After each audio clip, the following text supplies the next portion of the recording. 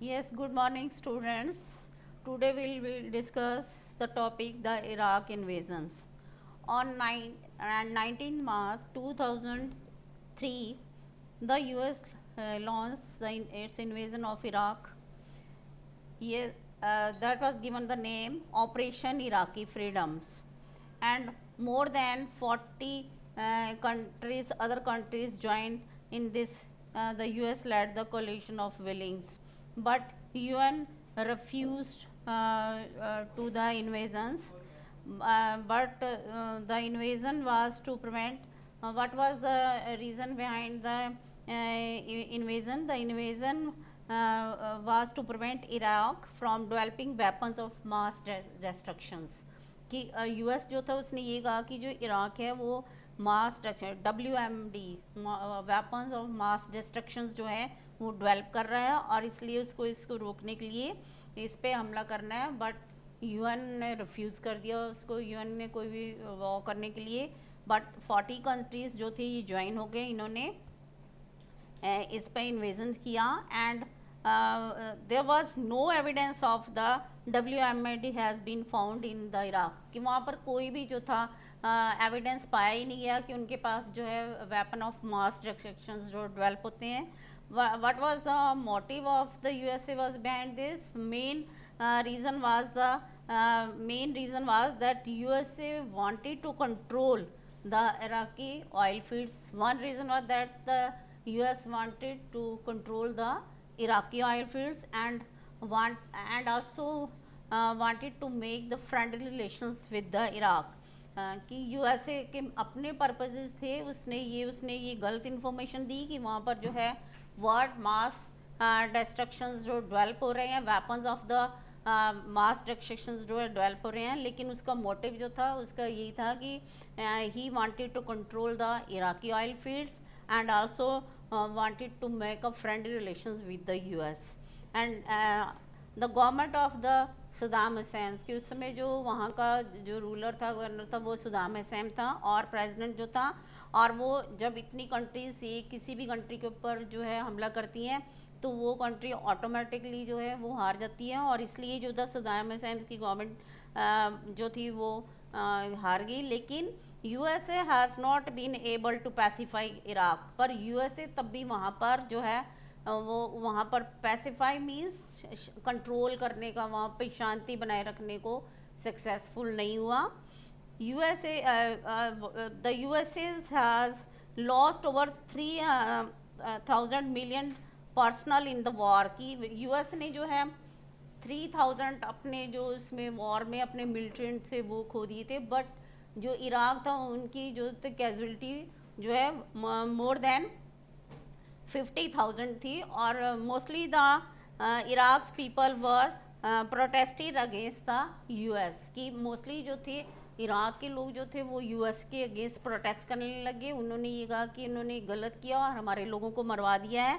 और जो main motive जो था USA was failed. The USA was failed both in the military and the politically. Military and politically both जो है USA यहाँ पर फेल्ड हुआ in the Iraq invasions. And next is the what does the hegemony means. कि hegemony किससे start होता है? It's politics is what is the politics. Politics is about the power. कि पावर से ही जो है पॉलिटिक्स में मेन पर्पस क्या होता है? पावर का. And every mostly the individuals want to gain power and the retain power. कि वो उसको गेन भी करना चाहते हैं एंड उसको कायम भी रखना चाहते हैं. And same is the different countries and same is in the world politics में भी. in the case of world politics में भी यही है कि ये countries और group of countries and mostly the countries and different countries trying to gain and retain power. ज़्यादातर कंट्रीज़ जो हैं वो भी ये हैं कि एक कंट्री को अपने में शामिल करना, अपनी पावर बना कर रखना, डोमिनेंस स्थापित करना. ये जो है डिफरेंट कंट्रीज़ जो हैं ये करती हैं. And the power in the form, this is the power in the form. किस फॉर्म में जो वर्ल्ड पॉलिटिक्स में जो किस फॉर्म में जो पावर्स होती है? One is the military dominance, second one is the economic power and third is the political clout and fourth is the cultural superiorities, ये इसमें जो है यूएस हर फील्ड में सबसे आगे था, in military powers and it's ideologies and in the soft powers and in the economic power and politically clouds होता है, पॉलिटिकली जो है एक पावर होनी, उस पर ताकत होनी, ये यूएस जो था ये इन सब में जो था वो यूएस जो था आगे था। And during the year of the Cold War, and there was the in 1945 to 1991, during the period of the Cold War, there were two groups of the countries. One was two groups of countries. One is the US and second one is the Soviet Union. There were two groups, and the Soviet Union and the mostly the power, all the powers of the world is in the hands of the two parts, कि इन्हीं दो लोगों के हाथ में पूरे world की जो तो पावर थी। But after the collapse of the Soviet Union, की disintegration of the Soviet Union in 1991, and there were only left only one single power, that is the United States of America, कि उसके बाद एक ही single power जो थी वो रहेगी, वो क्या थी, that is the United States of America, and that is the all the international system dominated by the superpower, by sole powers, and we call it a unipolar world. And this polar world appears to be, this word is derived from physics, but in physics there were only not one pole, there were only two poles, कि किसी भी उसमें one pole नहीं होता, there was two pole, one is the north pole and second one is the south pole. But here's the matter is different. Here's the meaning of the pole is that is the one center of power, and that is the hegemony. Hegemony means the dominance of the one state over the another state, कि एक state की dominance जो है वो दूसरी state के ऊपर जो है होने को ही जो था हेजमनी कहते हैं। और ये जो है mostly that is the super power, all the super power is the hand of the US.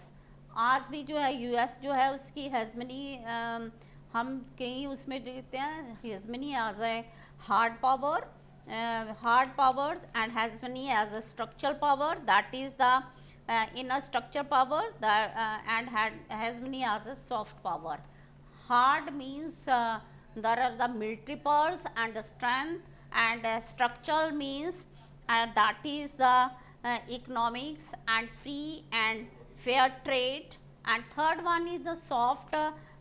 Soft hegemony means the ideological, culturally, that is the superiority, कि यहाँ पर जो यूएसए था वो एवरी फील्ड में, आज भी यूएसए एवरी फील्ड में superior है in the all the three fields of the world, as a structure, as a hard power, कि इसमें जो है कोई भी जो है मिलिट्री पावर इतनी स्ट्रॉन्ग है, उसकी इतनी टेक्नोलॉजिकली वो इतना पावरफुल है कि उसका कोई भी मुकाबला जो नहीं कर सकता।